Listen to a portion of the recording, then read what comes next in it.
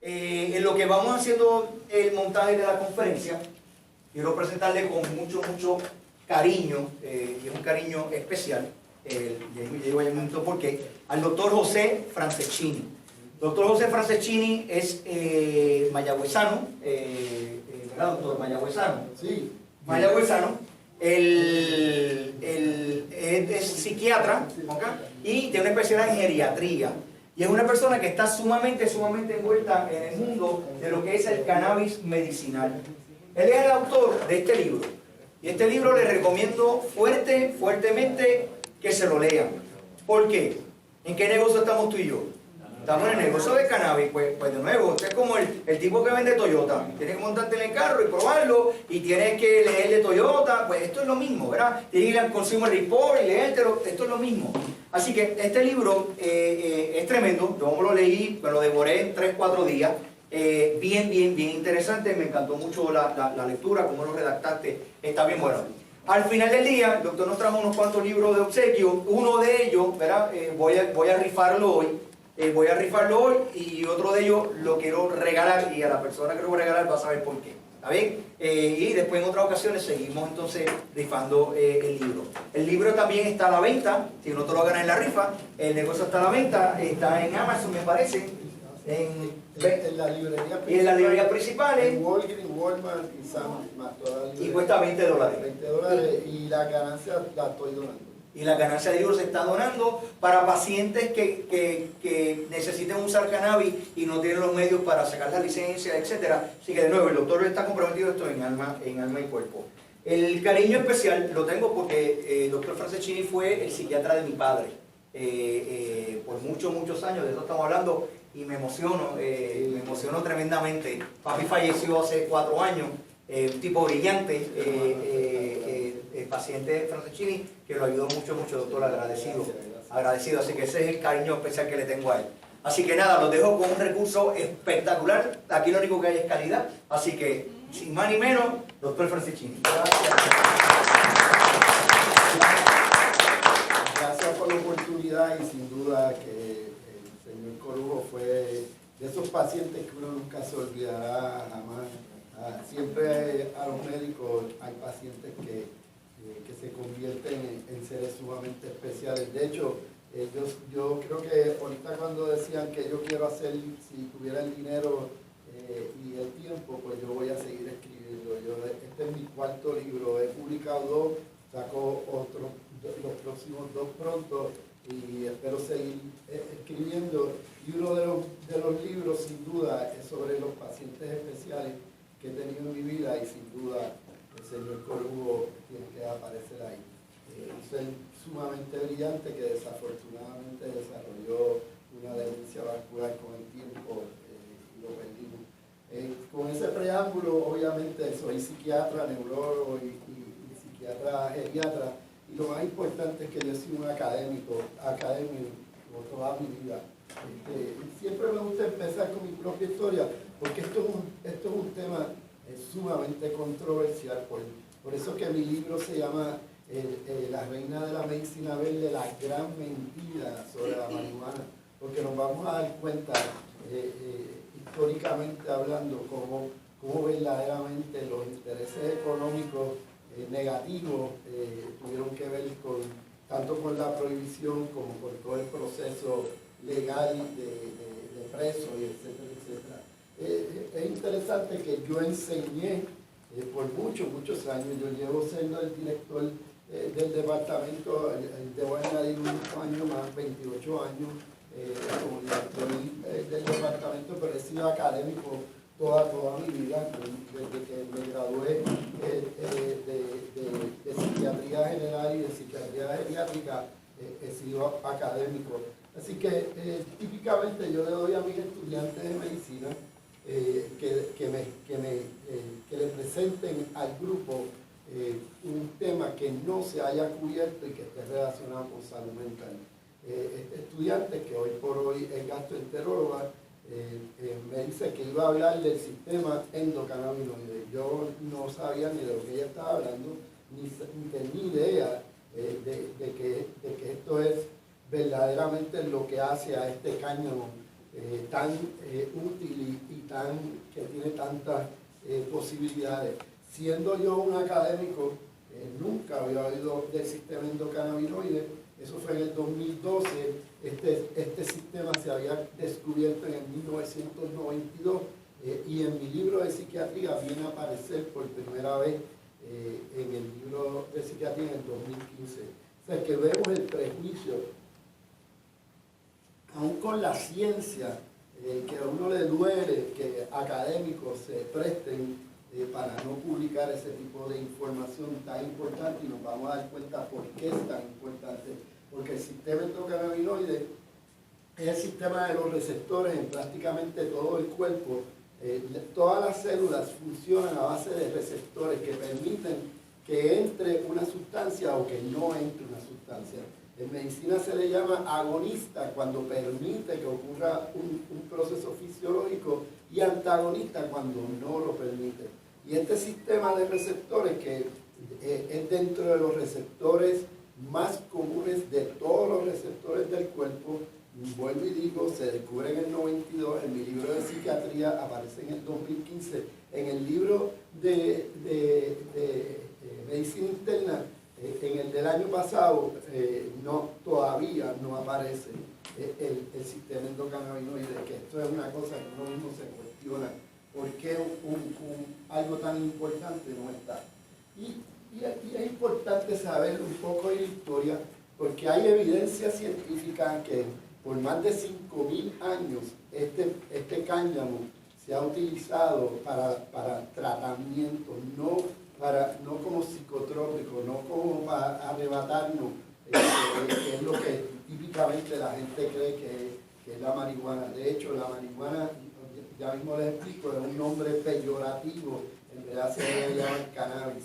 Es interesante que sabemos que hay más de 5.000 con evidencia científica, y cuando en mi libro yo cojo mucho más la historia, porque considero que la historia es sumamente importante, porque ya había evidencia de la utilización de este cáñamo sin saber lo que sabemos hoy, que tiene un sistema que todos los vertebrados, todos nosotros producimos nuestro propio cannabis.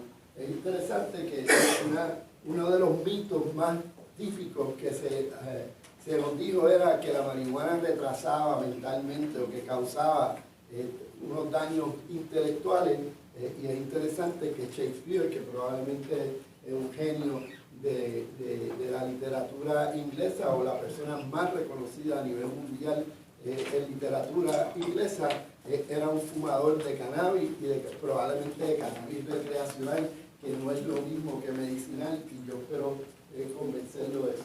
Es interesante que George Washington y Thomas Jefferson eran cultivadores de hemp.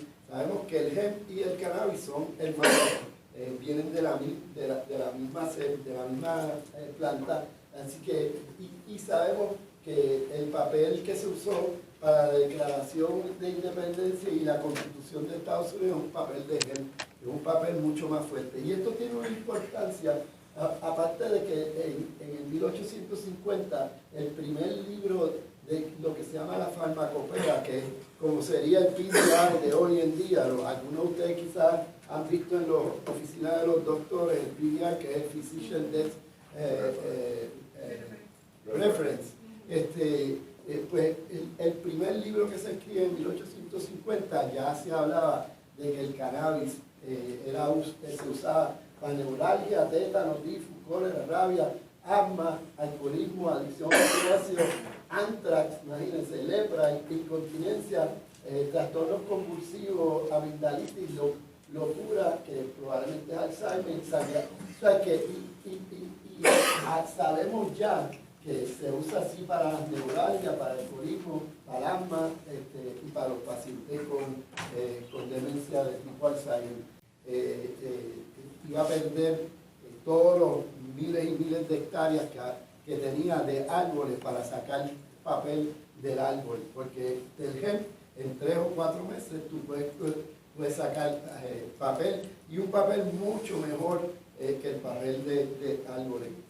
Así que él empieza la campaña, él es el que él es el que se inventa la palabra marihuana. Si la palabra marihuana lo usaban los mexicanos, hay que entender que esto es en los años 33, donde todavía está la prohibición del alcohol, y muchos de los latinos especialmente utilizaban marihuana sí para el efecto psicotrópico, porque era mucho más barato y era legal en esos momentos la marihuana. Esta persona, Hearst, se empieza a dar cuenta y empieza a crear unas comiquitas dentro de sus periódicos reclamando de que los negros y los latinos cuando fumaban marihuana querían violar a las mujeres blancas, y que las mujeres blancas cuando fumaban marihuana querían tener relaciones sexuales con los negros y con los latinos. Esto es bien importante porque estamos también en la época de Ku Klux Klan, así que y en la época en la que los latinos y los negros prácticamente no tenían ningún tipo de derecho legal. Mucha gente se sorprende, pero los negros vinieron a tener oportunidad de votar en 1965, eso fue el otro día. La gente no sabe que esto es así. Hasta el año 65 con Lyndon B. Johnson es que verdaderamente los negros tenían oportunidad de votar, porque se exigía que tenían que tener una propiedad para uno poder votar antes del 65 años, y sabemos que los negros prácticamente no tenían propiedades. Así que este individuo logra que en 1937 pase un impuesto que se llama el Marijuana Tax Act, así mismo se llama, que demuestra la evidencia de que este personaje Hearst tenía a ese nivel de influencia, porque la Asociación Médica Americana, que se oponía, que el representante de la AMA, de la American Medical Association, que en todo congreso hay un representante de la American Medical Association, porque por la importancia que tiene esta organización a nivel nacional dentro de la salud, y él se opone a este tax, porque este tax lo que iba a hacer era afectar a las compañías farmacéuticas para que tengan que eliminar el cannabis de su farmacopea, y lo logran en 1942. Es cuando último se utiliza el cannabis en los medicamentos de las compañías farmacéuticas. Así que ahí saltamos al 1970. Es interesante que Nixon, de todos los presidentes, probablemente uno de los peores presidentes de la historia, no sé si el de ahora es peor, pero bueno, el de ahora para mí tiene enfermedad mental. Me estoy leyendo un libro que se llama The Dangerous Case of Donald Trump, escrito por 37 psiquiatras y psicólogos, y de verdad que es preocupante y asusta, pero eso no viene al caso. O sea, así que en el 1970 a Nixon se le ocurre crear una clasificación a las drogas, especialmente a las drogas que tengan algún contenido de adicción, y dependiendo de acuerdo al tratamiento que se esté utilizando, aún con unos estudios de una comisión bipartita, que en otras palabras los dos congresos, tanto los senadores como los representantes, apoyaron este estudio, donde este estudio determinaba claramente que no debería ni estar tan siquiera entre las drogas para penalizarla o no penalizarla, y con todo y eso Nixon lo aprueba y lo clasifica como clasificación 1, que es lo que nos ha causado verdaderamente el retraso tan grande en el conocimiento de este cáñamo, que ya mismo vamos a hablar, que es altamente adictivo y sin ningún uso médico. Todas estas supuestas drogas no tienen ningún uso médico y son altamente adictivas. Y es interesante que últimamente tanto el LSD como el éxtasis, como la metacualona, el peyote no, pero esas otras drogas se han empezado a utilizar para pacientes psiquiátricos con depresión intractable, pacientes que son suicidas continuamente. Se ha visto que estos estas drogas tienen un efecto bien positivo en estos pacientes, a nivel que hay estudios que lo comparan con electroshock y lo ponen por encima del electroshock, que el electroshock sin duda es un tratamiento. Siempre que doy conferencias digo, si algún día yo estoy severamente deprimido y no estoy respondiendo a antidepresivos, sin duda quiero que me den electroconvulsive therapy, o ahora probablemente LSD. Pero, ¿sabes? Fíjense que en clasificación 2 está cocaína y están todos los narcóticos, donde hay una epidemia enorme en Estados Unidos de narcóticos. Y la clasificación 3 son las codeínas, la clasificación 4 son las benzodiazepinas, y este es el próximo epidemia. En Puerto Rico se estima que el 40% de las personas que toman algún tipo de medicamento toman benzodiazepina. Eso son estadísticas verdaderamente alarmantes. O sea, el Xanax, el Klonopin, el Valium, son medicamentos que están proliferando y que acaba de salir un estudio gigantesco de 8 países con más de 300.000 personas estudiadas y se ha podido demostrar que uno de los efectos secundarios de estos medicamentos podría ser la demencia. Así que yo le estoy quitando prácticamente a todos mis pacientes las benzodiazepinas, los Ambien, los Xanax, los Klonopin, porque evidentemente es un problema serio. Así que es interesante que a la misma vez Nixon declara la guerra contra la droga. La guerra contra la droga ha sido perdida desde hace bastantes décadas atrás. Es interesante que el honorable juez Torruella, al cual por primera vez yo oí a alguien de esa altura hablar de cannabis medicinal y de legalizar la marihuana, él hace un escrito en los años 90 diciendo que esa guerra se había perdido. En los años 90, mira lo adelantado que estaba este juez, de que esto se había perdido y que había que hacer algo al respecto, especialmente con la marihuana. Se han gastado $1 trillón, mil billones de dólares se han gastado en la guerra contra la droga desde que empezó en el 1973. Empezó con un presupuesto de $100 millones y ya va por $51 millones al año. Por eso este es el grupo que el Drug Enforcement Administration es el que determina la clasificación de las drogas. O sea que si nosotros logramos cambiar la clasificación de marihuana, que está en clasificación 1 y que es marihuana recreacional, lograrlo, tenemos que ir por el DEA. El DEA es el único que lo puede bajar. Cada minuto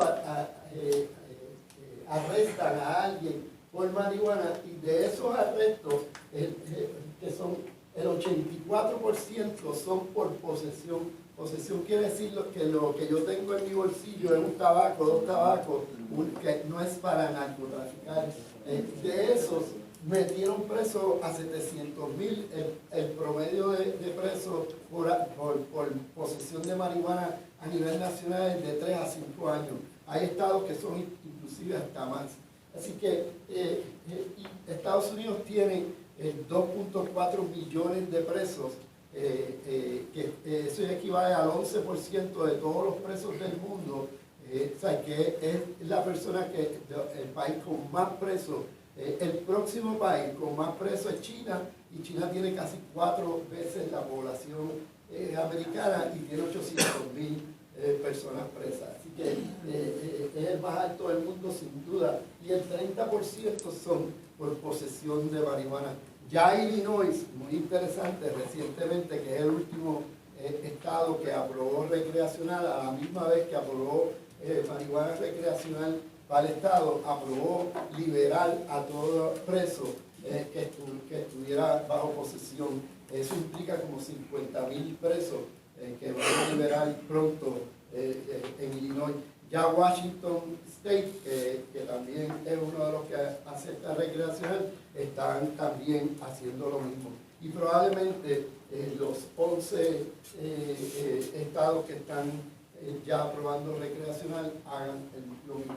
Esto es bien importante. En enero 31 del 2019, la organización que dentro de las Naciones Unidas o dentro de la Organización de Salud a nivel mundial, que es un comité que se dedica a clasificar las drogas a nivel mundial, le escribe una carta, y es interesante que en esa carta también se le dice al secretario general de Naciones Unidas que van a reclasificar Toradol. Toradol no estaba clasificado y ahora lo clasificaron 2 porque es un narcótico que verdaderamente causa adicción y estaba fuera de la clasificación, y a muchos de nosotros nos lo vendieron como que no causaba adicción, y definitivamente el Toradol causa adicción. Y es bien interesante que el secretario de Naciones Unidas le contesta a ese comité que no va a poder hacerlo en la próxima Asamblea General de las Naciones Unidas, que era en marzo, porque iba a traer demasiado revuelo a nivel mundial el tener que reclasificar la marihuana. Y lo que yo traigo con esto es el prejuicio, o sea, cómo hasta ese nivel de prejuicio hay con este cáñamo, que vuelvo y digo, tiene tanto potencial médico. Es interesante que el schedule de ellos, la clasificación de ellos es al revés que la de los americanos. El 4 es el peor en vez del 1, que es el de americano, así que es a la inversa. Y ellos inclusive plantean que lo tienen que reclasificar o 2 o 1, o sea, lo más bajo es lo que está recomendando, mientras a Toradol lo estaban recomendando para que estuviera en clasificación 3, que no tenía nada. Y esto es bien importante porque miren, las estadísticas que traigo son del National Institute of Drug Addiction, o sea, del gobierno federal. Eso es una institución fomentada y pagada específicamente por el gobierno federal, y Estados Unidos tiene un problema serio de adicciones. O sea, el resto del mundo no tiene el problema americano de adicción y de alcoholismo. O sea, estamos en una sociedad que sin duda es una sociedad con mucha dependencia, y aquí estamos nada más hablando de adictos, o sea, a sustancias y alcohol, pero si nosotros añadimos todas las otras, como la adicción a los juegos video, que eso es un problema mucho más serio de lo que la gente se cree, especialmente con la juventud.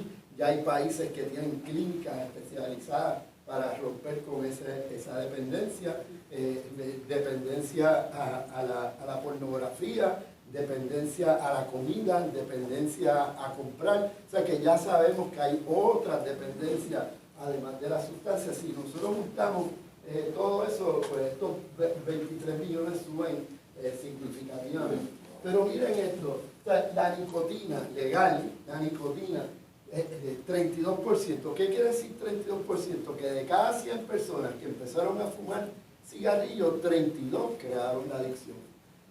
Y es la peor adicción de todas, porque es la más fuerte, y hay mucha evidencia con ratones que lo hacemos adictos a la nicotina y escogen la nicotina antes de comer, etcétera, etcétera, y eso mismo se hace con las demás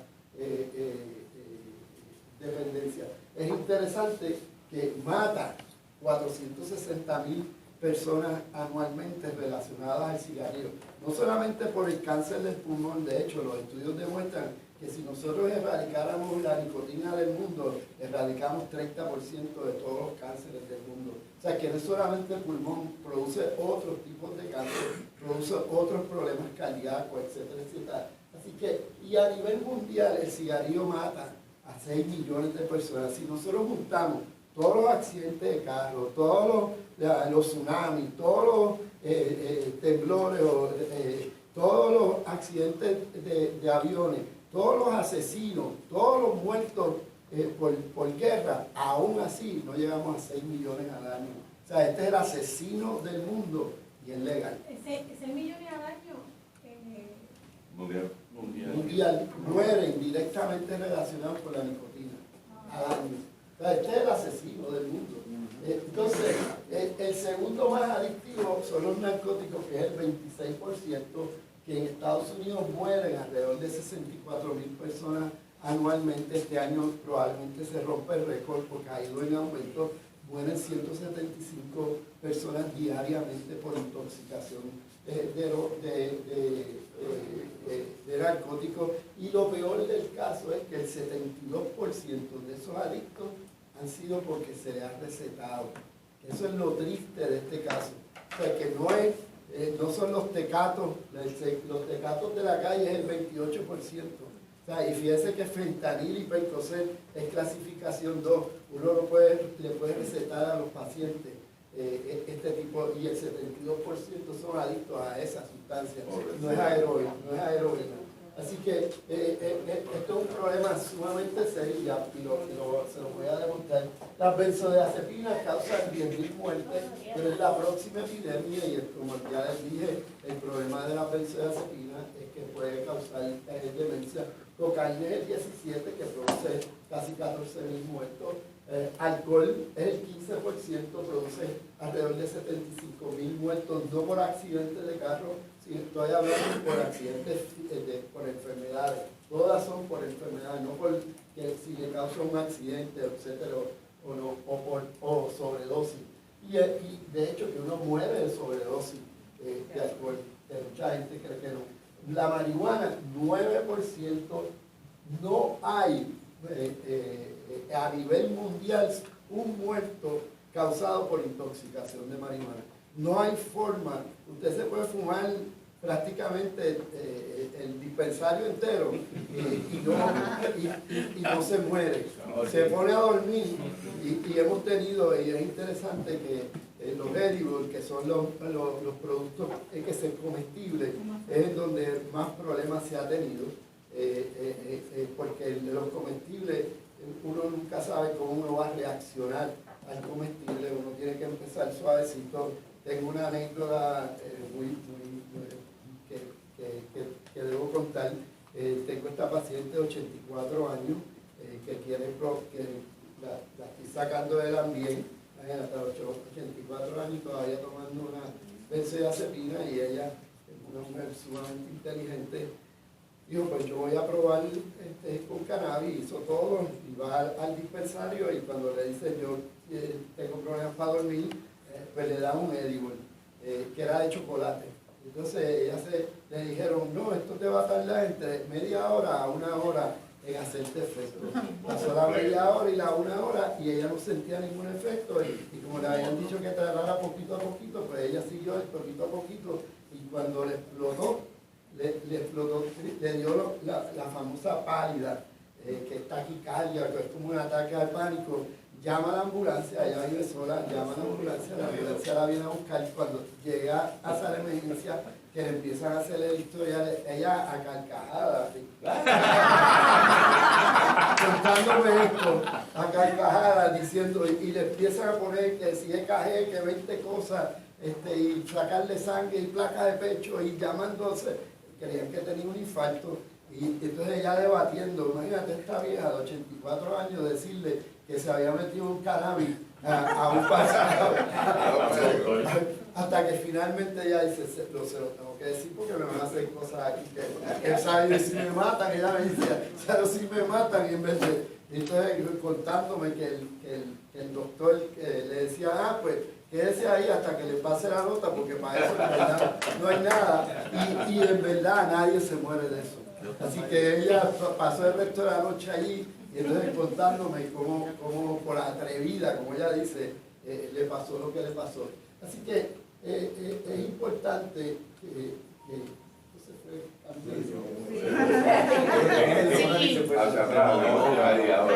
entonces, esto es bien importante también. 9 de cada 10 adictos empiezan antes de los 18 años. Y 1 de cada 25 adictos empiezan después de los 21 años. Y eso es porque el cerebro se tarda alrededor de 21 años en verdaderamente desarrollarse. Y el cerebro de bebé, desde que estamos en la barriga, empieza a desarrollarse de atrás para adelante. por eso es que esto se llama la neocorteza. Esto es lo último de la avenida, y el ser humano, de hecho, ha sido así mismo, se ha ido desarrollando frontalmente. Si usted piensa en un gorila, es achatado, aquí tiene mucho menos lóbulo frontal que lo que nosotros tenemos. Hemos visto que los delfines, por ejemplo, usted le ve que tienen una protuberancia, porque los delfines son inteligentes porque tienen mucho más el lóbulo frontal.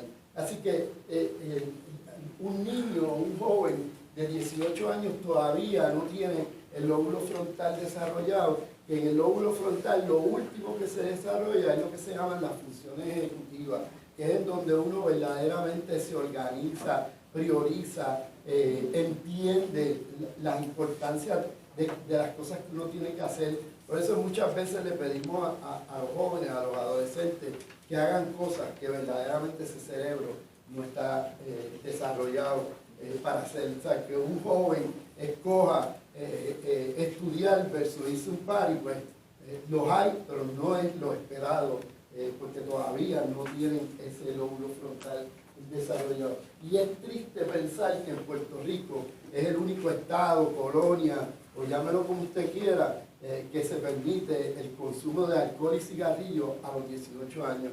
Y siempre que puedo lo digo, porque no ha habido un representante o un senador que tenga los pantalones o las pantaletas para verdaderamente hacer esto, porque le estamos haciendo un daño enorme. Inclusive sabemos que hasta se pierden fondos federales por mantenerlo en los 18 años. Evidentemente aquí hay mucha gente, aquí hay chavos detrás de la... O sea, para evitar que esto ocurra, porque San Tomás es 21 años y todos los estados de Estados Unidos es 21 años. O sea, que esto no fue que un día los congresistas se levantaron y dijeron vamos a subirlo de 18 años. Es la evidencia científica. O sea, que no es un gusto. Entonces, en el DSM-5 sí aparece el cannabis, la dependencia de cannabis, pero es interesante que en la retirada dice el diagnóstico de dependencia del cannabis con dependencia fisiológica, o sea, física, ha sido controvertido, sino imposible. No hay dependencia física. De hecho, la cocaína tampoco tiene dependencia física. Todas las demás tienen dependencia física. O sea, que el cuerpo reacciona de una forma sumamente negativa si no tiene la sustancia. El alcohólico, tú lo ves que le da mucho trémor, se da un palo, se le quitó el trémor. Y lo mismo son los narcóticos y el paciente que está dejando de usar cigarrillos le dan muchos síntomas también físicos. Así que, y miren esto, en donde quiera que había marihuana medicinal, y es una referencia a JAMA, el Journal of American Medical Association, es el journal más importante de medicina probablemente del mundo, reconoce que bajaron 25% de las muertes de opioides en los estados donde se ha permitido el uso del cannabis medicinal, porque el uso del cannabis, una de sus mejores propósitos o mejores usos médicos es para el dolor, y la inmensa mayoría de estos pacientes han consumido narcóticos porque tenían dolor. Es interesante que el recreacional, y mucha gente dice que el recreacional y el medicinal es lo mismo, y no es lo mismo. Que hay dentro de la medicinal algunas cepas que se han mantenido bien alto en THC. Para ese público tengo que admitirlo, que lo hay, pero la inmensa mayoría de los productos que se están haciendo tanto en Puerto Rico como en donde quiera que hay cannabis medicinal es mucho más alto en CBD, y el CBD controla o evita que el efecto psicotrópico del THC. Así que el objetivo recreacional es el arrebato, hasta un 35% de THC. No hay ninguna cepa que se venda en Puerto Rico que tenga tanto THC como 35%. Obviamente el objetivo son los adolescentes, pero algo bien importante que hay que decirle a los marihuaneros, que era como se le llamaba recreacionalmente, si usted abusa de la marihuana, recreacional hay lo que se llama el down regulation de sus receptores. En otras palabras, cuando usted verdaderamente lo necesite como medicinal, no les va a funcionar como tal. Y ahorita les voy a enseñar un slide donde en los estados que se ha aprobado la medicinal ha bajado el consumo de los adolescentes. El medicinal es alto en CBD y bajo en THC. Ese sería el medicinal ideal. Y obviamente el objetivo es terapéutico y es para los enfermos, y no hay duda que hay que hacer mucha ciencia e investigación. En los métodos de administrar, obviamente no se fuma, y no se fuma porque cuando uno fuma está utilizando mil degrees, ¿cómo se dice degrees? El mismo gas. No, degrees, grados, son 1000 grados Fahrenheit cuando uno fuma, y cuando uno vaporiza entre 200 a 400 dependiendo del gusto, y además cuando uno fuma a 1000 grados, uno está botando literalmente el 40% de los cannabinoides, así que no se debería fumar. Aparte que son 1000 grados y afecta y te puede dar bronquitis, que es lo único que se ha podido reportar. Los edibles, que ya hablamos, que dice de 30 minutos a 1 hora y media, a muchas personas le puede tomar más de eso. O sea que cada persona tiene que conocer su cuerpo. Hay gente que en 30 minutos nota la diferencia, y dura mucho más, porque el vaporizar dura alrededor de 2 horas. Cuando lo comemos puede durar hasta 8 horas. Por eso es que los edibles para pacientes, digamos, de cáncer, para pacientes con un dolor crónico severo, es muchas veces mejor, en el sentido de que les dura más y no tienen que usar, pueden usar 2 o 3 al día y no tienen que estar vaporizando cada 2 a 4 horas. Entonces, el sublingual, que es por gota, que es aceite, que es la mejor forma para mí de empezar a cualquier paciente en cannabis medicinal. O sea, es por gota. Vi que y me alegré tanto, yo estaba asustado antes de venir para acá, porque y se lo voy a enseñar, hay mucho engaño con el CBD. Y me di, mira, se me pararon hasta los pelos porque estaba asustado, porque lo que iba es, yo tengo una ética intelectual, si hubiera sido un CBD malo, se lo hubiera dicho, aunque me votara y no me pagara, pero yo no me presto para eso. Yo no me presto para eso. Entonces vi que el CBD oil, y vamos a ver la diferencia, porque cuando dice hemp oil, no es lo que es. Y es como, ¿sabes? Mucha gente, tengo pacientes que me llegan y me dicen, esto no me hace nada. Yo le digo, tráeme el pote, ¿sabes? Cuando me traen el pote es hemp oil. Hemp oil no tiene CBD. Eso es un engaño, aunque lo diga así de grande. Están haciendo con la misma semilla, extrayendo la semilla. No es que la semilla, el hemp oil es semilla que la aplastan y le sacan el aceite. El CBD hay que extraerlo. O sea que es mucho más costoso. Es mucho más barato hacer el hemp oil. ¿Sí? ¿Sabes? Así que me alegro mucho de que sí, sea de verdad. Así que el sublingual uno puede empezar dependiendo la dosis que vayamos a usar. Empezamos con pacientes, típicamente yo empiezo de 1 a 3 gotas dependiendo del paciente, hasta irlo subiendo, por lo menos porque esto es CBD solo. Cuando estamos usando CBD con THC es un poco diferente, y obviamente hay que tener un poco más de cuidado por el efecto psicotrópico que tiene el CBD. Y vamos a la planta, porque esto es bien importante. La única planta en el mundo, y se han probado más de 10.000 plantas para ver si tienen THC, la única planta que tiene THC en el mundo es la planta del hemp y del cannabis, pero el hemp es mucho menos proporción. Obviamente hay hemp de 0.3% de THC, pero hay hemp que tiene más. THC. Y eso han tenido un poquito de problema porque si le hacen pruebas de dopaje, sale positivo. Así que hay que también ver de dónde, cuál tipo de hemp que está usando. Pero estos son, o sea, es de la familia de hemp. Entonces el cannabis sativa, el indica y el híbrida que se producen en esta planta tiene tanta y tanta capacidad que no hay clima que no crezca el cannabis en el mundo entero. Aún en los climas más fríos o aún en los climas más calientes, el cannabis se puede reproducir. Esto es un cáñamo que crece en donde quiera.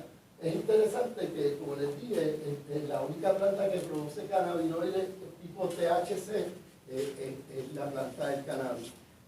En los no psicoactivos, que es el CBD, pero ya hay 113 más cannabinoides que se han podido identificar.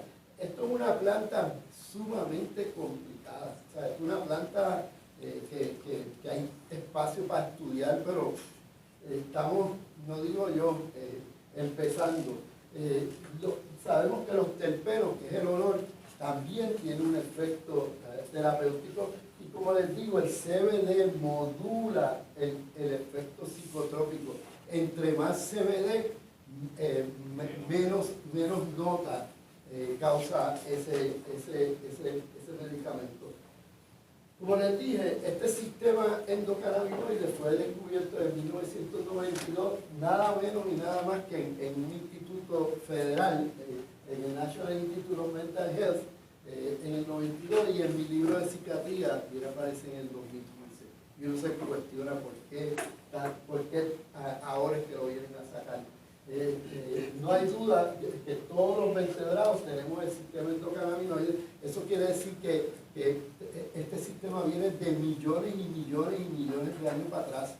O sea, para que veamos cómo es la naturaleza, que verdaderamente el cannabis, el sistema endocannabinoide, evidentemente ha pasado por millones y millones de años y todavía todos los vertebrados tenemos un sistema endocannabinoides. Esto es bien importante que lo entendamos.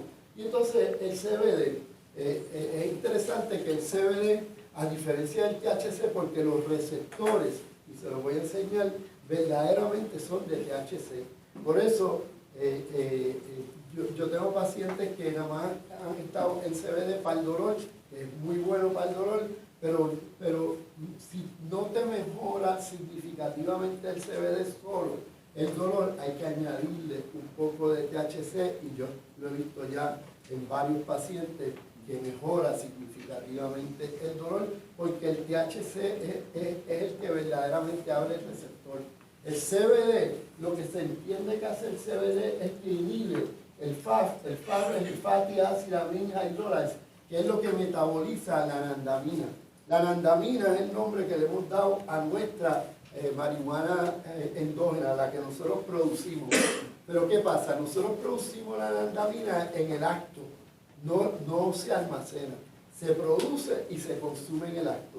Pues el CBD lo que hace es bloquear el efecto de esta enzima, que es la que metaboliza la anandamina, para que la anandamina entonces nos dure más tiempo haciendo el efecto que queremos de esa anandamina. Por lo tanto, en otras palabras, el CBD, que sabemos que sirve para la ansiedad, para el dolor, para la epilepsia, para la inflamación, para la esquizofrenia y para la depresión, si le añadimos un poco de THC, especialmente si no estamos respondiendo, porque si yo tengo un paciente que está respondiendo a CBD solo, fantástico, se queda ahí, excelente.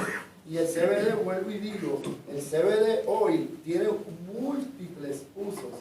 Estos son los más reconocidos dentro de mi campo, porque sirven para piel, sirven para muchas otras cosas el uso de CBD. Pero dentro de mi campo, obviamente, estas son las que más se utiliza el CBD. Así que, entonces, hay una diferencia entre el CBD de hemp y el CBD de cannabis, porque el CBD de cannabis tiene más THC. El CBD de hemp solamente tiene 0.3 de THC, que prácticamente no tiene THC.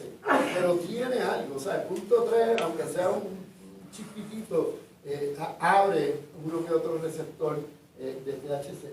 Es interesante que el Vidiolex, que es CBD de cannabis, y no tiene prácticamente nada de THC, va a ser aprobado en el 2018 en Estados Unidos, desde el 2013 que estaba disponible.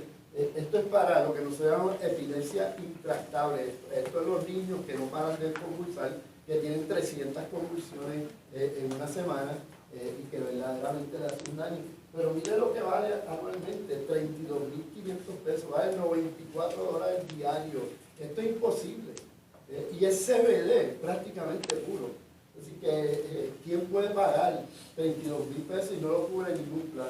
Así que, entonces, lo que le estaba diciendo, cuando dice CBD oil, es verdaderamente, si dice hemp oil, lo que están son las pepas, la semilla aplastada que le han sacado.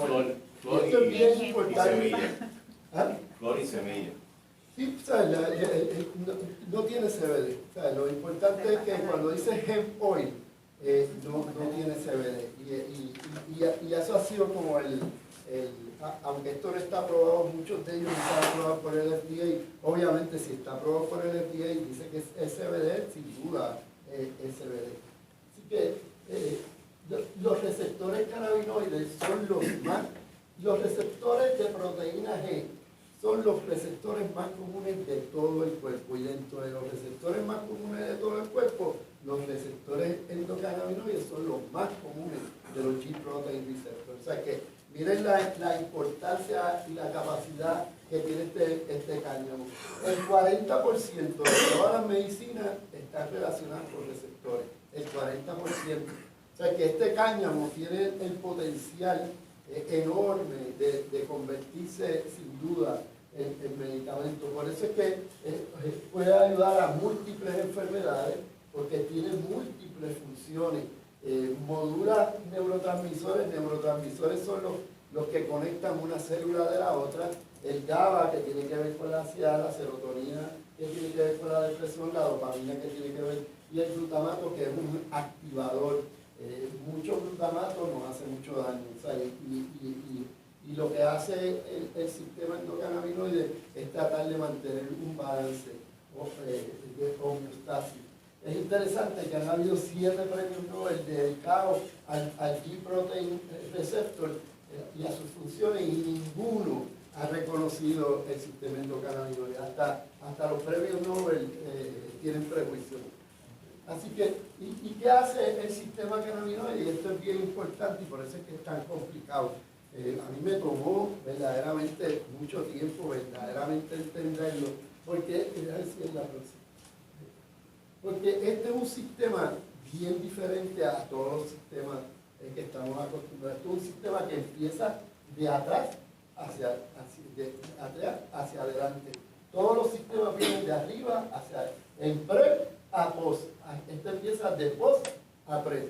Así que es un sistema bien diferente. Entonces es un sistema que busca lo que se llama la homeostasis. La homeostasis quiere decir el balance, crea el balance. La inmensa mayoría de los sistemas de receptores son o a favor de que ocurra algo que en ciencia se le llama agonistas, o antagonistas, que es evitan que ocurra algo. Es decir, y este sistema, como busca una homeostasis, puede ser en momentos a favor o puede ser en momentos en contra. El único otro sistema que funciona así de nuestro cuerpo a base de receptores es el sistema de erección del clítoris y de erección del pene. Es el único otro que funciona de esta forma. Así que es un sistema bien diferente, y obviamente lo tenemos prácticamente en todo el cerebro, en toda la periferia, el sistema periférico nervioso, y también en el sistema inmunológico. Por eso es el CB2 es el sistema inmunológico. El sistema inmunológico es el que ataca todas las enfermedades de nuestro cuerpo, y sabemos que la inmensa mayoría de las enfermedades son procesos inflamatorios. y como el cannabis y el CBD es un antiinflamatorio, por eso es que ayuda a tantas distintas condiciones. Es interesante que anandamina, el doctor Mechuran es probablemente el padre del cannabis a nivel mundial. Él fue el que descubrió el THC y también descubrió la anandamina. La anandamina, él le puso, ¿qué quiere decir? Anandamina quiere decir supreme joy, contentura suprema o alegría suprema.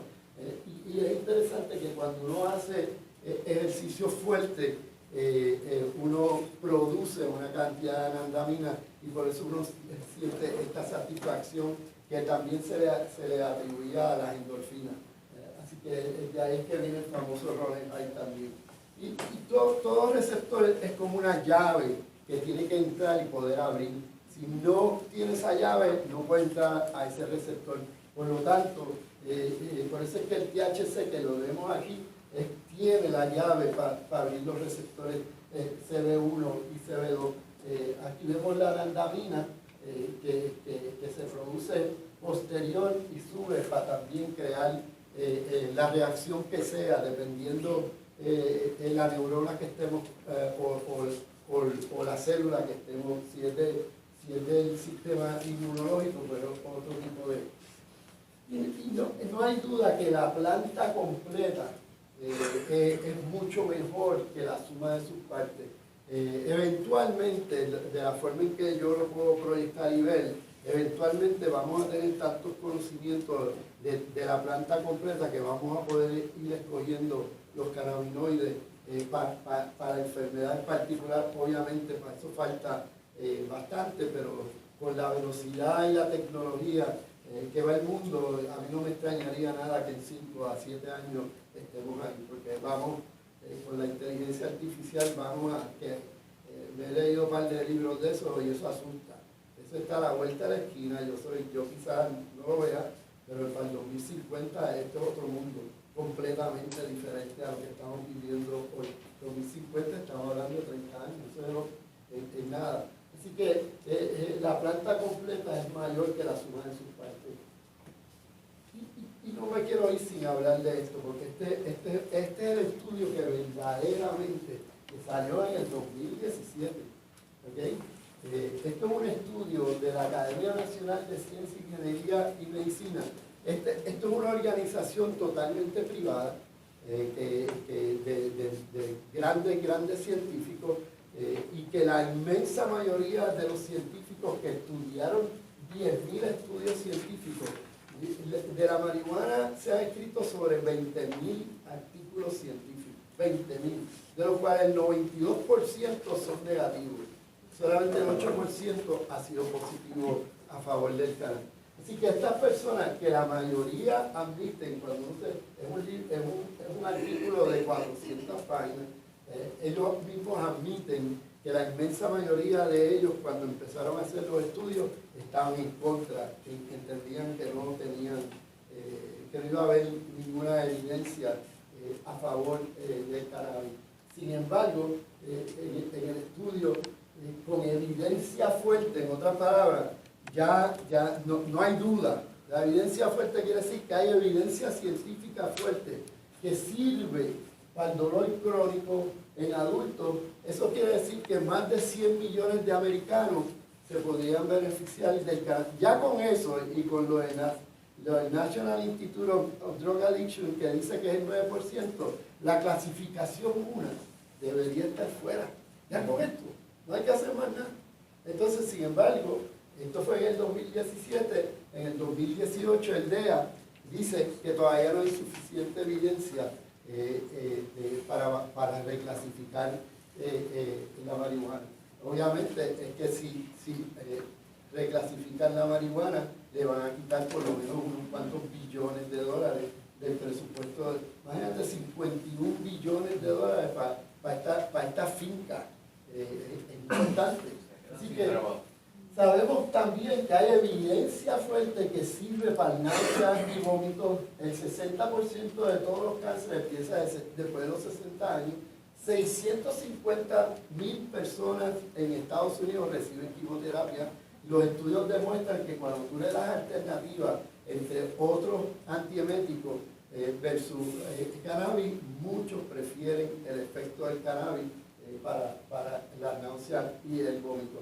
Y entonces esclerosis múltiple, que se estima que hay 2.3 millones de esclerosis múltiple a nivel mundial, sí sirve especialmente para la espasticidad. Esclerosis múltiple tiene múltiples distintos síntomas, pero la espasticidad es de los peores síntomas. Y el cannabis, sin duda, en evidencia fuerte, sirve para la espasticidad. De hecho, es interesante que ya nosotros tenemos 100.000 pacientes registrados en cannabis medicinal en Puerto Rico. Y cuando uno hace el estudio de dolores, porque bajo dolor crónico aparecen como 20.000 pacientes, pero cuando usted le añade fibromialgia, migraña, artritis reumatoidea, artritis, espasmos musculares, y suma todo eso, es el 53% de todos los pacientes en Puerto Rico son por dolor crónico. O sea que si uno lo suma. Así que los que más se están beneficiando sin duda son los pacientes de dolor. De evidencia moderada, eso quiere decir, de acuerdo al estudio, que hay evidencia, pero no es contundente, que no es determinada, como lo hay en el dolor, pero reconoce que alivia los problemas de sueño. De hecho, es de lo que más yo receto a mis pacientes, porque lo estoy sacando a todos de la benzodiazepina y de los Ambien y de la clonopin, así que estoy convenciendo a mis pacientes de que utilicen cannabis para dormir. El efecto, alrededor del 20% de la población tiene problemas de sueño. En un estudio de Cleveland Clinic, del 40 al 50% de las personas mayores de 60 años pueden manifestar problemas de sueño. Esto es bien importante. Siempre se había dicho, y por ahí todavía hay gente que lo dice. Ayer mismo yo daba una conferencia en la Cumbre de Salud Mental y una persona, pues yo no me quise poner a discutir con nadie, ¿no? Típicamente lo que yo me encuentro es que la gente no ha leído suficiente. Esto es un estudio, a ver si yo lo tengo aquí. En esta presentación no lo tengo. Pero esto es un estudio de Tashkin. Tashkin es un oncólogo de California que era reconocido porque había hecho múltiples estudios reclamando que verdaderamente causaba el cáncer, el cannabis. Entonces él para verdaderamente probarlo, sigue a más de 5.000 pacientes por 20 años, fumadores de cigarrillos, no fumadores y fumadores de marihuana recreacional. Esto es importante, que es fumado, que es con combustión, no es vaporizado como se supone que se haga. Y demostró claramente que no produce cáncer, que inclusive tienen igual de funciones pulmonares que en las personas que no fuman de ningún tipo o sea, que no fuman nada. Y si se acuerdan, entre los medicamentos que les mostré al principio, había uno para asma. O sea, así que sabemos que tienen algún tipo de protección en los pulmones y es bien importante porque no aumenta el riesgo de cáncer, que tanto oímos políticos hablar de que tienen 400 carcinógenos. Esto es embuste, ¿sabes? Entonces, creándole miedo a la gente, cuando la evidencia científica, yo he ido 3 veces al Capitolio a deponer y me hacen unas preguntas que yo me doy cuenta, Dios mío, ¿sabes? Que los pobres no.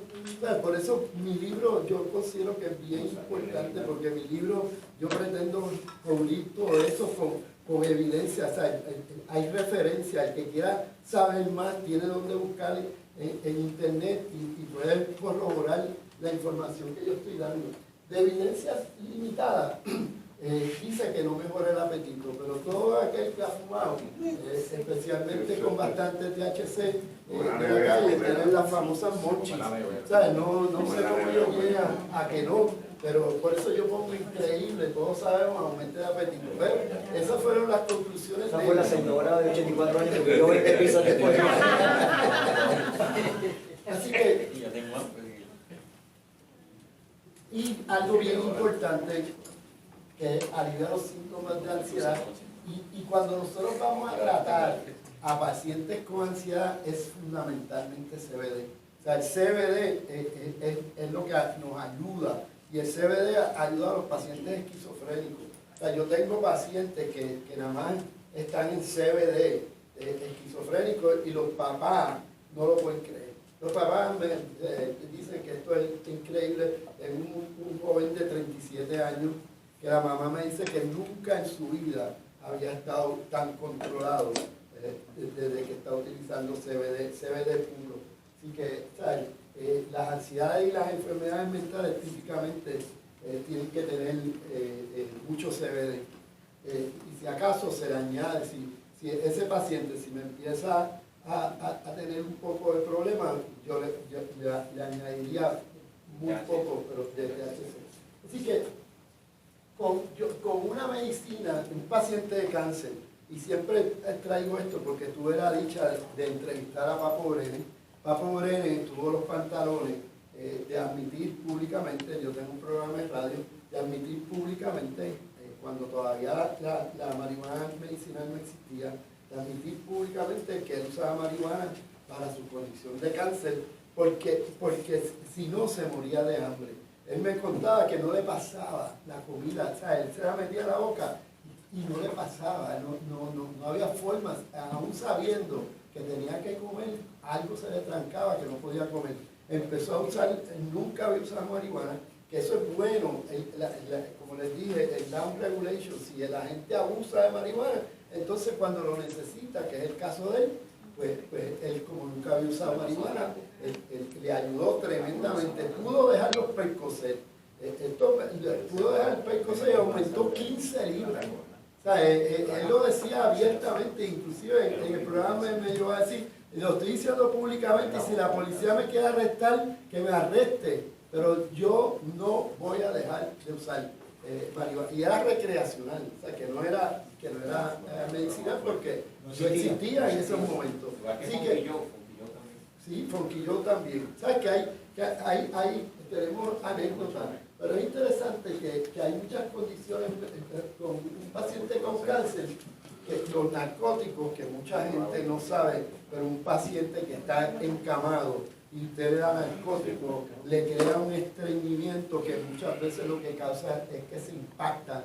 Impactar es que ese excreta no sale y se va acumulando, y el colon se pone lo que se llama un megacolon, y eso es un proceso extremadamente doloroso que hay que meter la mano por el ano y sacar esa, o sea, eso es dolorosísimo. Pues muchos de estos pacientes responden a dolor que fue el caso de Papo, aumenta el apetito, sirve de antiemético, ayuda en el sueño, ayuda en la ansiedad, y ya hay evidencia, especialmente en la rata, de que el cannabis puede ser lo que se llama apostosis. Apostosis quiere decir que mata las células cancerosas o los tumores cancerosos, y ya hay bastante evidencia con las ratas, y de nuevo hemos tenido mucha dificultad de poder llevar eso a los pacientes, porque como esto está prohibido federal, pues muchas compañías no pueden entrar en eso por temor a que le quiten grants federales, etcétera, etcétera. Es interesante que si hay muchas condiciones emocionales, el dolor crónico, sabemos que del 60 al 100% de los pacientes con dolor crónico sufren o de ansiedad o de depresión o de ambas. Fibromialgia es dolor con depresión, y típicamente sufren o sea, cuando yo tengo una paciente de fibromialgia que no tiene problemas de sueño, yo tengo que poner en duda su diagnóstico, porque también ese diagnóstico se ha convertido en un zafacón. Cualquiera que tenga dolores en muchos sitios, para fibromialgia. Si no tiene un trastorno de sueño, difícilmente es fibromialgia. Fibromialgia tiene que tener problemas. Obviamente ya hablamos de cáncer, Crohn's y todas estas enfermedades inflamatoria del intestino, también tiene un efecto muy positivo. Les exhorto a que busquen Parkinson y cannabis o marihuana en YouTube y van a ver una cantidad de ejemplos de impresionantes cómo los ayuda, igual que con autismo. Autismo también tiene un efecto, obviamente, y Alzheimer. Es interesante que, mira, tengo el de autismo. Siguieron a 60 de American Academy of Neurology. Las referencias son importantes, por lo menos para mí, porque son referencias bien reconocidas.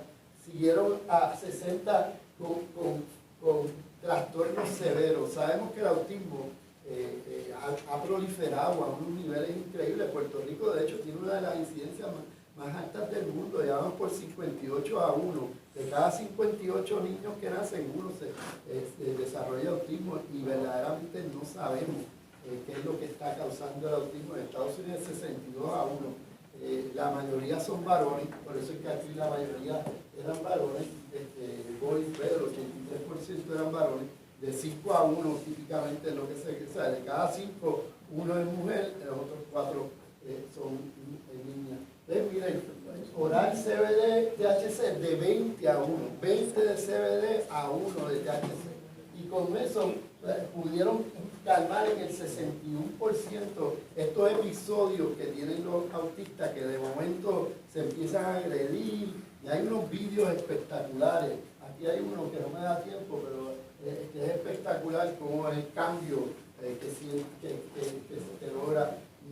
Les baja la ansiedad en casi el 40% y la comunicación, que básicamente es el problema principal de estos pacientes, casi un 50% mejora la comunicación. Alzheimer, yo soy geriatra, de hecho le dedico un capítulo a la geriatría en mi libro, porque entiendo que son la gente que más se podrían beneficiar del CBD y del THC. Y especialmente que la inmensa mayoría no han abusado, y si lo hicieron fue hace muchísimos años atrás, por lo tanto ya, de hecho los estudios demuestran que si tenemos un paciente que ha abusado del cannabis, si lo dejamos fuera del cannabis de 4 a 8 semanas, los receptores vuelven a abrirse y puedes utilizarlo como medicina. Así que sabemos, ya yo tengo varios pacientes de Alzheimer con la agitación, que es un problema, prácticamente el 75% de todos los pacientes con Alzheimer, tarde o temprano se agitan. El apetito, muchos de ellos dejan de comer, y es algo que tengo que decir lo que voy a decir. Si usted tiene un familiar que tiene Alzheimer y le dicen, porque ha dejado de comer, y que le van a poner un gastro para alimentarlo por ahí, no lo hagan. Si fueran ustedes, las probabilidades de que ustedes rechazaran eso es casi el 100%. Lo que estamos es prolongando la agonía. El paciente de Alzheimer se tiene que morir dignamente, no lleno de llagas y de úlceras en todo el cuerpo, porque está bien alimentado por aquí, pero se embarra, se sucia y se crea, y mira que se lo digo, y entonces le meten miedo de que lo vas a dejar morirse de hambre. Yo le digo a mis pacientes que me llamen y que me lo diga el doctor a mí, porque esos doctores reciben lo que se llama un kickback. Cada cosa de esa vale 400 billetes diarios, y las compañías que lo producen te están pagando para que tú insistas. Eso no se hace.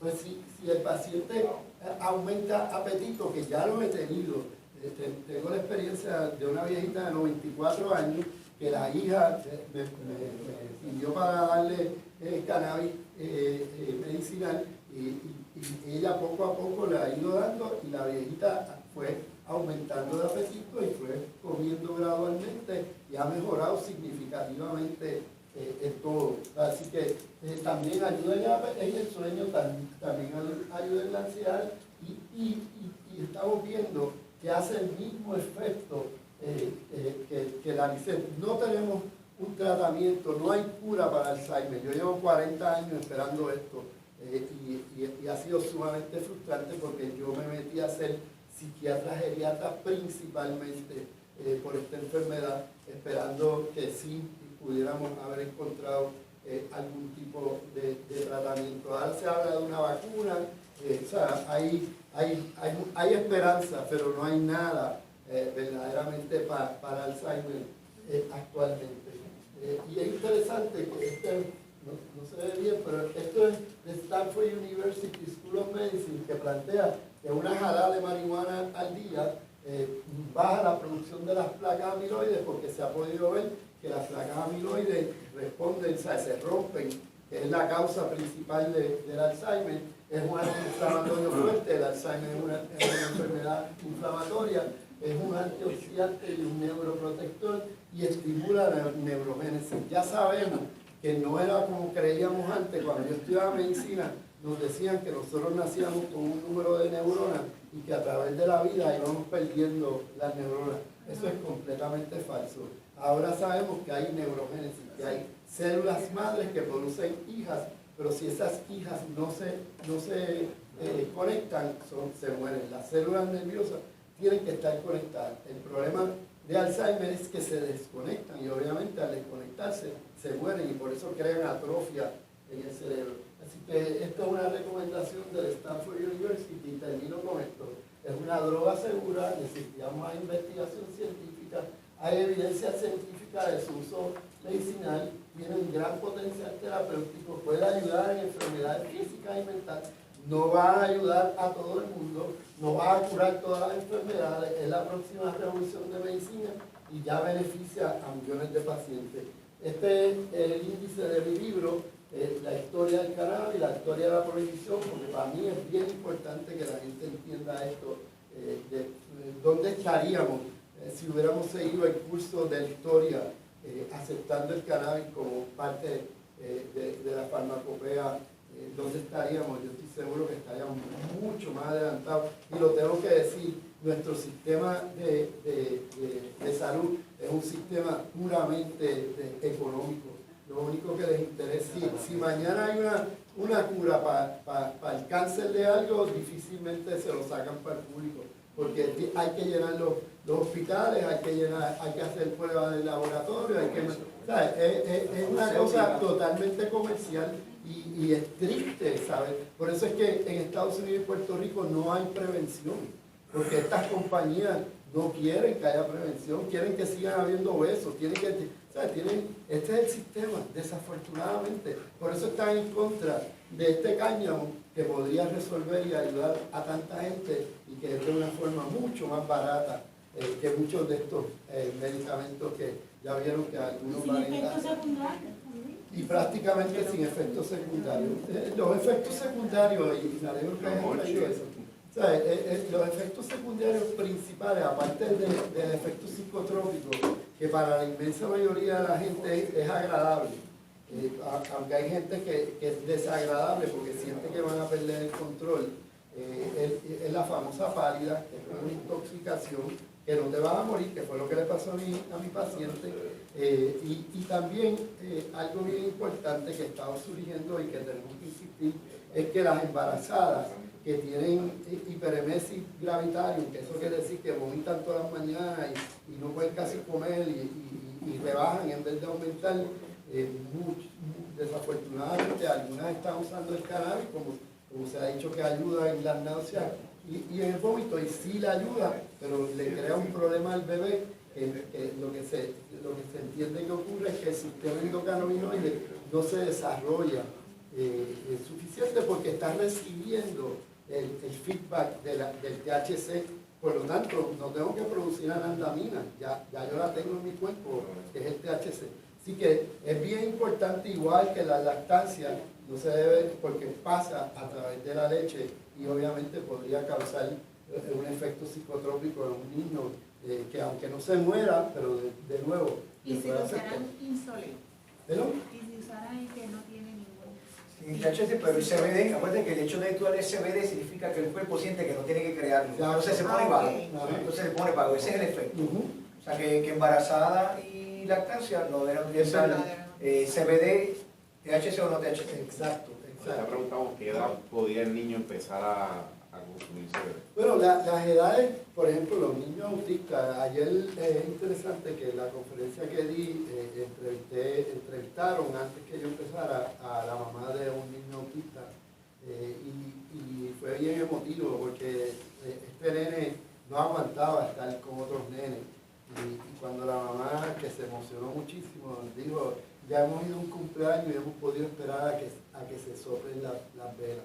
O sea, y ella lo dijo, ¿sabes? Y para el que no tiene un niño autista, pues, ¿sabes? Eso es algo, pero para un niño autista, que tú lo puedas llevar a un cumpleaños y que el nene se quede hasta ese momento, es un logro enorme, y como ella dice, obviamente, mucha gente la ha criticado de estar usando cannabis. Ella usa de 3 a 1. De 3 de CBD, que es de 18% CBD a 6% de THC. Que es mucho, si lo comparamos con el historial anterior, que es de 20 a 1. Pero a ella le ha dado un resultado increíble. ¿Qué edad tiene el niño? El niño tiene 7 años ahora y lleva, ella me dijo que lleva 11 meses usando, ya se la subieron a 5 gotas 3 veces al día, de 3 a 1. Y está escribiendo, no escribía nada, está escribiendo, está hablando, que ella lo dice, ya le dice, mamá, te quiero, ¿sabes? Son cosas, y si usted mira en autismo y cannabis, hay fácil 60 vídeos, es sumamente impresionante el uso, el beneficio, y todo aparentemente dentro del autismo, porque fui a una conferencia en California y un experto en autismo habló sobre el cannabis, aparentemente, y es la teoría general, es que estos niños no producen anandamina, no producen, el sistema endocannabinoide de ellos está bien alterado y afectado, por lo tanto, el cannabis aparentemente, como decía la mamá ayer, o sea, cuando tú tienes un hijo así, uno está dispuesto a hacer lo que sea. Y de hecho se van a ver, si ven varios vídeos, muchos son papás que que están en estados donde todavía no es legal y lo dicen, o sea, estoy en Texas, esto es ilegal en Texas, pero miren cómo a mi hija mejora significativamente y no me importa que sepan que estoy en Texas y para que vean que mi hija se mejora significativamente con el cannabis medicinal. Así que, ¿sabes? Y esto, como yo les digo como decía desde un principio, yo estoy bien desde el principio en esto. Participé, fui a donde Alejandro García Padilla, que tengo que reconocer que aunque no sabía mucho, estaba dispuesto a leer y estudiar. De hecho, él fue el que me presentó el libro. Fuimos a la doctora Rius, que era la secretaria de salud. La secretaria de salud sí sabía de qué estábamos hablando, y desde que entramos por la puerta, a mí no me tienen que convencer porque ya yo he leído suficiente del tema y estoy totalmente a favor. Así que, ¿sabes? Esto ha sido una lucha, pero entiendo que estamos cada vez mejorando, y especialmente en la industria del CBD me alegro mucho que tengan un producto que verdaderamente haga lo que se dice que va a hacer. Porque vuelvo y digo, tengo muchos pacientes, cuando digo mucho, o sea, para un viejo gastarse 60, 70 pesos en un potecito que no tiene lo que se supone que tenga, ¿sabes? Es abusivo, ¿sabes? Entonces han proliferado por todos lados, ¿sabes? Hay de todo, CBD, ¿sabes? Pero hay que ver verdaderamente si tiene el CBD que dice que tiene. Eso es lo más importante, que no engañemos a las personas. Y cuando ustedes vayan a hacer esta presentación, es bien importante que hagan esa aclaración, que este producto sí tiene lo que dice que tiene. Porque esa es la gran diferencia entre un producto verdadero y el engaño. Si dice hemp oil, no sirve. Eso es semilla pura, aplastar, sacándole el aceite a la semilla, Cuando dice CBD oil, hay que extraerlo, es mucho más caro, porque entonces hay que usar métodos de extracción que típicamente son mucho más caros, pero ese es el verdadero producto. Muchas gracias.